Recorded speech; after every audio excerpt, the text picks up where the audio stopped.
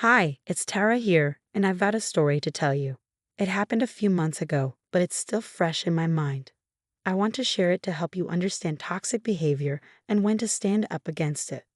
I'm 32 years old and live with my husband Stephen, who's also 32, and our kitten. Stephen and I have been together since high school. We got married young and went to different colleges, but our relationship stayed strong. Next month, we'll celebrate 15 years together, but there's a hitch. My mother-in-law, Lily, won't be joining us.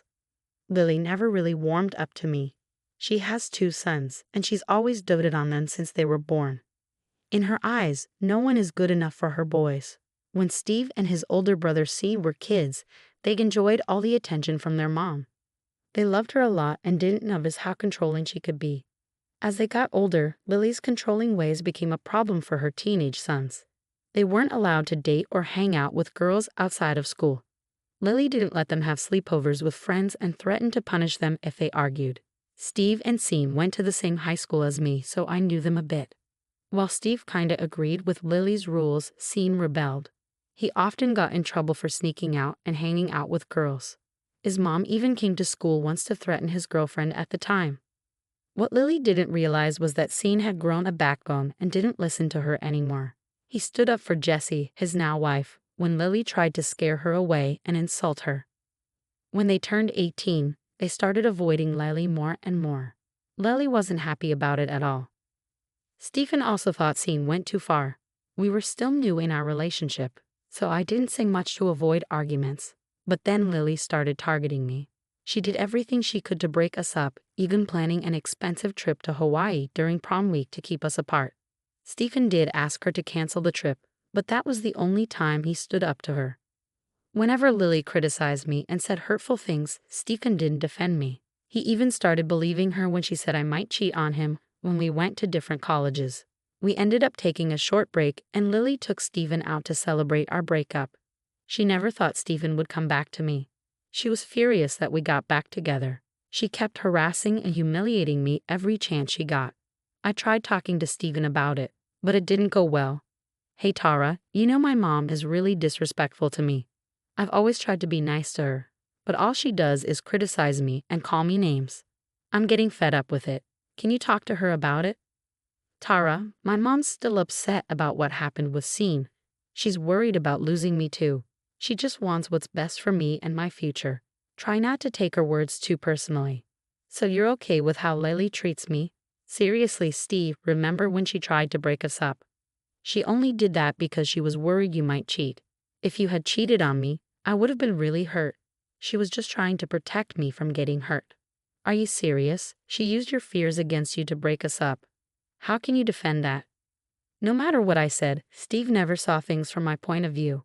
He always thought I was overreacting and believed Lily was just trying to protect him. He refused to believe me when I said Lily calls me to criticize me. He insisted Lily would never do such a thing and accused me of lying. Even Sean tried to talk sense into him. After hearing everything, Steve argued with Sean, saying he betrayed their mom. Things got weird between Sean and Steve. Sean ended up marrying Jessica, the same girl Lily tried to scare off. He invited Steve and me but didn't tell Lily about the wedding. Lily was furious and tried to get Steve to convince Sean to invite her. Steve, always siding with his mom, argued with Sean because of Lily. He almost didn't go to the wedding to support her. I said to him, "Are you really going to skip the wedding to support Lily? Remember what she did to Sean and Jessie in high school? She still complains about Jessie and blames her for taking Sean away. Why should they invite her to their wedding? Look, you don't know everything. It's all a big misunderstanding. Mom was just trying to do what she thought was best for Sean. She can get carried away sometimes, but she's willing to patch things up. We're family and we shouldn't hold grudges. It's their wedding, and they can choose who to invite. It's not our place to make demands. We should respect their decision. I know I can't change much, but that's why I'm not going to the wedding. I want them to realize they're making a mistake. I'll RSVP tomorrow. They'll still have time to reconsider." Stephen, if you skip the wedding, they might cut you out too. They've already done that to Lily. Are you sure you want to risk losing your brother over this? After a lot of arguing, he finally agreed to go to the wedding. I was relieved, hoping things might improve. He saw how happy Sean and Jesse are without Lily's interference. They even moved far away and had the wedding there to keep Lily away. When Stephen showed Lily the pictures, she lost it. She cried on his shoulder and made him stay with her for a month. He even canceled our trip to Colorado to make it up to her. I was really upset by how he handled everything. However, I knew our love ran deep, and breaking up wasn't an option anymore. I just hoped Stephen would see the truth about Lily's awful behavior. Fast forward to 2 years ago, Stephen finally proposed, and I said yes. Lily was upset but pretended to be happy for him. Later, I found out she refused to give him her engagement ring because she thought I was a gold digger and our marriage wouldn't last. I love the ring Stephen picked for me. We're both engineers, so we make good money. He could afford to buy the ring himself. Plus, I'd rather wear something he chose than have Lily's jewelry. Wedding planning was a mess. Lily kept getting involved in everything, from cake tasting to picking a venue. She had to have a say in everything. She didn't like my ideas and tried to change the theme. Lily said my vintage theme was boring and tacky. I ignored her, but Stephen didn't. We discussed every decision carefully. I finally spoke up. This is getting ridiculous. It's our wedding, not hers. Your mom needs to give us space to decide for ourselves. I don't want her input on everything. She hates everything I choose. You need to tell her to back off. Tara, Mom just wants what's best for us. She's been to more weddings than us. So her input could be helpful in the future. You know, she missed Sean's wedding. She just wants to enjoy mine. I'm tired of hearing that excuse. She deserved to be uninvited from Sean's wedding. That was all her fault because Jesse didn't let her interfere. I won't let her control everything. She's welcome to be involved, but she can't criticize my choices. This is our wedding, Stephen. She already had hers. After a lot of persuading, he finally told Lily to back off. She threw a fit but calmed down a bit. Unfortunately, Stephen still went along with a lot of her choices. I was sad at first, but I knew it was also Stephen's day, so I went along to avoid more trouble. I wasn't confident enough to stand up for myself, and Stephen was too influenced by his mom to think clearly. The wedding turned into another disaster when Lily showed up in a white dress that looked like a bridal gown. Thankfully, Stephen realized the problem and insisted she change before the ceremony. She pretended she didn't have another dress. But my maid of honor came to the rescue with a dress I had bought for her. Lily had no choice but to wear it. During the reception, she made tearful speeches about feeling like she was losing her sons to awful women like me and Jesse. She tried to make herself out to be the victim and criticize our relationships. It made everyone uncomfortable, even her own family. My maid of honor took the microphone away and tried to lighten the mood. On our honeymoon, Lily called us constantly, crying about feeling lonely. She called Stephen repeatedly, and when she couldn't reach him, she called me. "Where's my boy? What have you done to him? It's only been a month since the wedding, and you're already taking him away. No matter what you do, he'll always choose me over you. He'll never love you more than his mama." "Lily, we're on our honeymoon. You can't keep calling us like this." Stephen's phone died, so he went back to our room to charge it. "Why would I keep him away from you? I know how you are, Tara. All you want is his money. You can't stand the fact that he supports me. He sends me money and gifts every month. You want to isolate him so you can take all his money. But I won't let that happen. He's been taking care of me since his father died 10 years ago. Lily, I don't care if he supports you. You're his mom, so of course, he helps you out. I earn enough for both of us, so I don't want his money anyway. You need to stop accusing me." "Shut up. You may fool him, but I know what kind of woman you are. Now give the phone to my son right now. I need to talk to him." Dealing with her on our honeymoon was just one of many tough conversations. When we got home, she cried for days because we didn't take her along. It was surprising when she scolded Stephen for going without her. But as usual, he focused on comforting her and ignored my concerns. I was slowly learning to handle her tantrums and speak up for myself. Things were okay until I found out I was pregnant. We were thrilled, and Stephen wanted to tell Lily right away. I was nervous, but I figured she'd be happy about her first grandchild. I couldn't have been more wrong. As soon as she found out, she started crying and yelling. She accused me of trapping Stephen with a baby to take him away from her. She even claimed I cheated on him and was passing off the baby as his. My husband tried to calm her down, but she wouldn't listen. I was tired of her drama by then. Her tantrums lasted for 2 weeks before she decided to visit us. She came early in the morning and let herself in with a spare key. Lily acted overly happy about the baby and even brought me gifts. Stephen thought she had finally accepted the baby, but I wasn't so sure. That evening, Lily offered to make us tea because it was chilly outside. Stephen was grateful for her kindness and gave me a look like he was saying, "See, I told you she's okay now." I decided to investigate.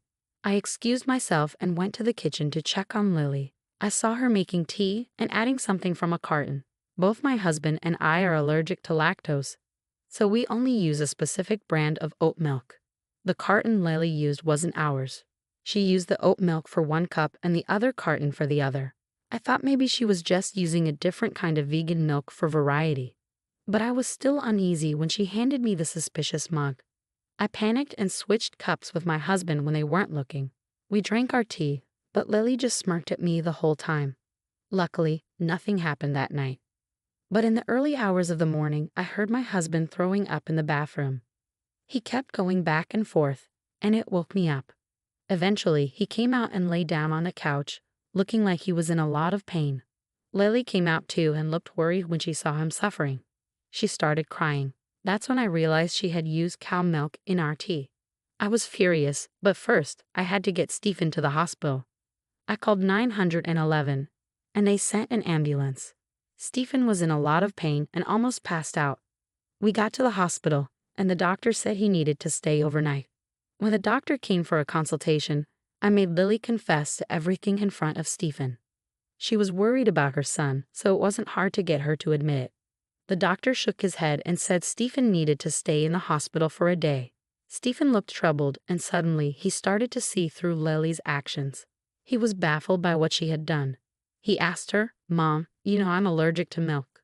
Why did you use it? We don't even keep cow milk in our fridge. Why did you bring it here? And Tara doesn't drink cow milk either, you know that."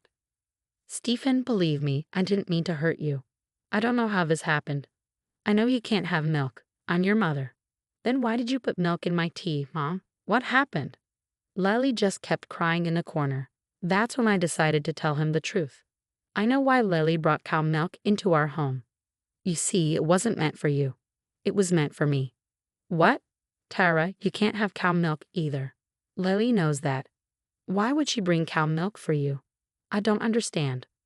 "Lily wanted to hurt me and our baby. I don't know why, but she wanted me to suffer. She gave me the cup you drank from. I switched our cups because I didn't want to risk our child's health. Turns out, I was right. There's no way she would do that." "You're lying, Tara." "Mom, say something. You told me you were happy for us. Tell me you didn't do this." Lily started wailing and screaming. It got so loud that a nurse had to take her out. None of us wanted her there anymore. Stephen was shocked and traumatized by what she did. He apologized to me and promised to keep Lily away from our lives. I comforted him as best I could and took him home the next day. I changed the locks on our house while he was in the hospital. He called Lily and told her we were cutting off contact for good. More crying and wailing followed. "Mom, after what you've done, I don't want you around. I've always defended you, but I see now how much you've hurt my family. I won't allow it anymore. You've crossed the line." "Stephen, please. I didn't mean for this to happen. I felt lonely because you were spending all your time with her. I thought the baby would make things worse. I just wanted to hurt her a little and make her suffer. I'm sorry. Sorry doesn't change what you did. It's unforgivable. I can't even imagine what would have happened if Tara drank the tea you gave her. I'm disgusted with you, and I don't want to hear from you again. Leave us alone." With that, we started cutting off contact with her. She showed up at the house and tried to get in with her keys. When she saw we changed the lock, she started banging on the door. We called the cops and let them handle it. We blocked her on all our phones and social media. Sean and Jesse informed our extended family about the situation. Everyone was disgusted and appalled by her behavior.